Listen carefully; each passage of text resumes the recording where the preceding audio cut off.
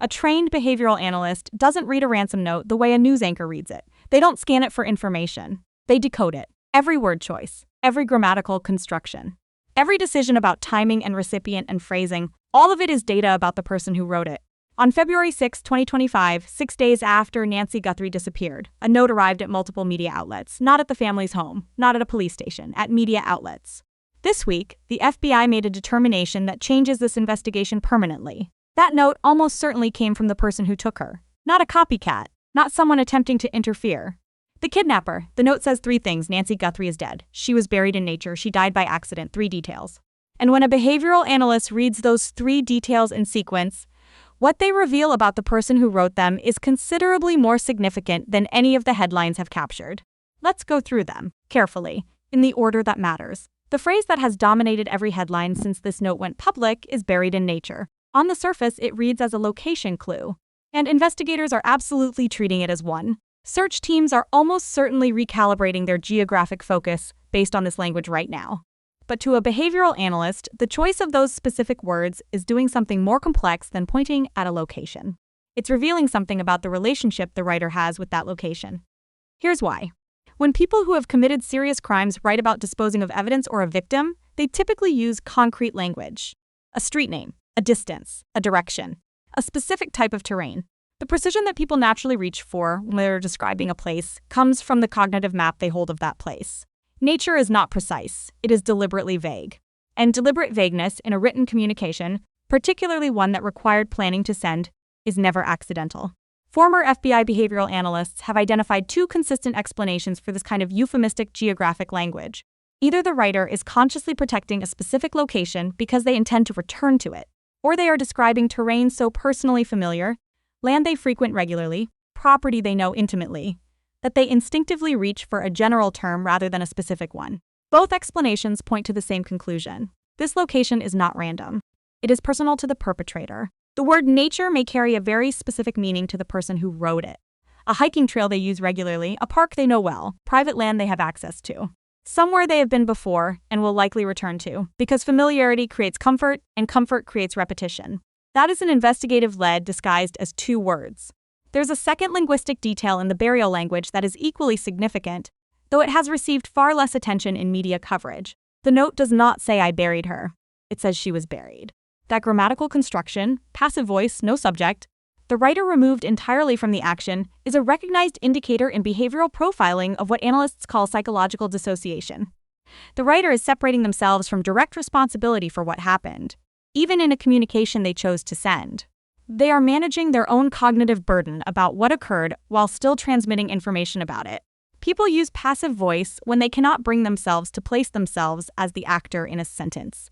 Mistakes were made rather than I made mistakes.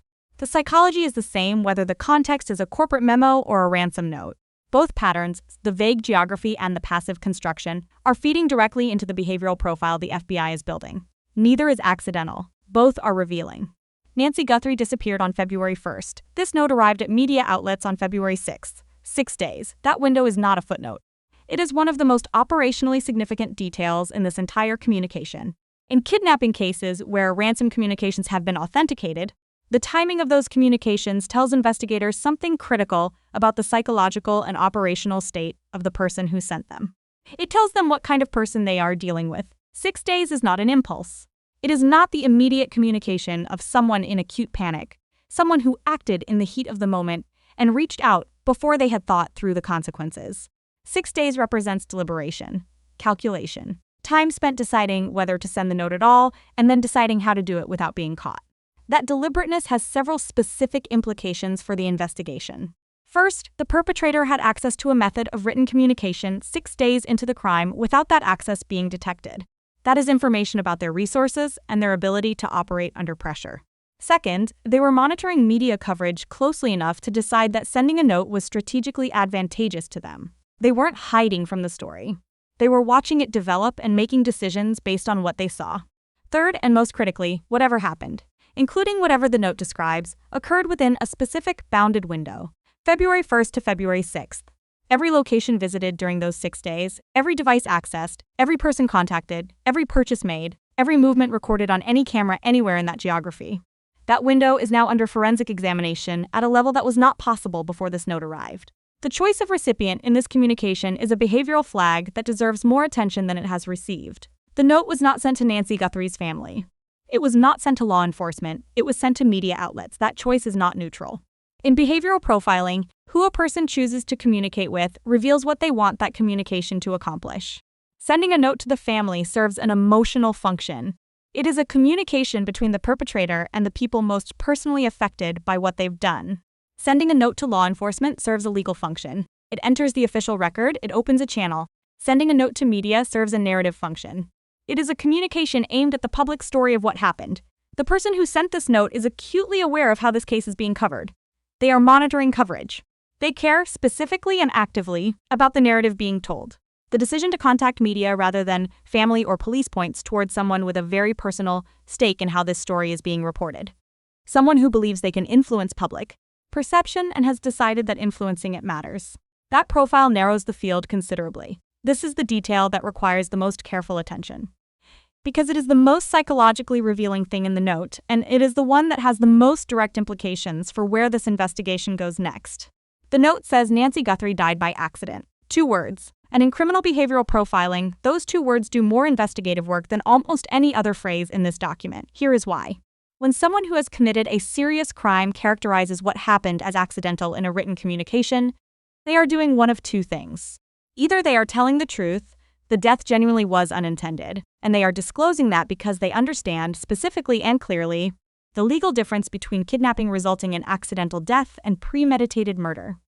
Or they are deploying a deliberate strategic frame, consciously characterizing events in a way that reduces the perceived severity of their actions, both to the public and perhaps to themselves. In either interpretation, what by accident reveals is the same thing: legal sophistication. The person who wrote those 2 words understands that they carry legal weight. They are not the words of someone operating on pure uncontrolled impulse, someone who has no idea how the justice system processes what they've done. They are the words of someone who is consciously calculating consequences and has identified a specific legal distinction they want on record. Now hold that together with everything else we have established. A 6-day delay before sending. The choice to contact media rather than police or family.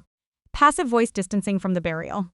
And now a legally loaded claim that the death was unintentional. The behavioral profile that emerges from those 4 elements is specific and consistent. This is someone who is actively managing the narrative.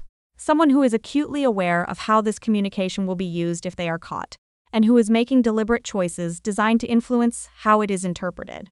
Someone who believes that the way they have framed these events provides them some form of protection. That is not the profile of someone who has panicked and gone silent. That is someone who is still thinking, still calculating, still making decisions. And someone who is still calculating is someone who can make mistakes. This morning, Savannah Guthrie addressed the ransom note development live on the Today Show. She was visibly emotional. She said, "We cannot be at peace. We will never stop looking." That statement matters beyond its emotional weight. The Guthrie family is not accepting this note as confirmation of Nancy's death. They are explicitly and publicly maintaining the posture of an active search. From a purely investigative standpoint, that posture is correct. Because a ransom note, even one that the FBI believes came from the perpetrator, is not forensic proof of death. It is a communication. A piece of language produced by a person under pressure, making deliberate choices about what to say and how to say it. The accuracy of this note, its completeness, its truthfulness, all of that remains under active examination. The FBI is not treating the content of this note as established fact. They are treating it as behavioral data. That distinction matters.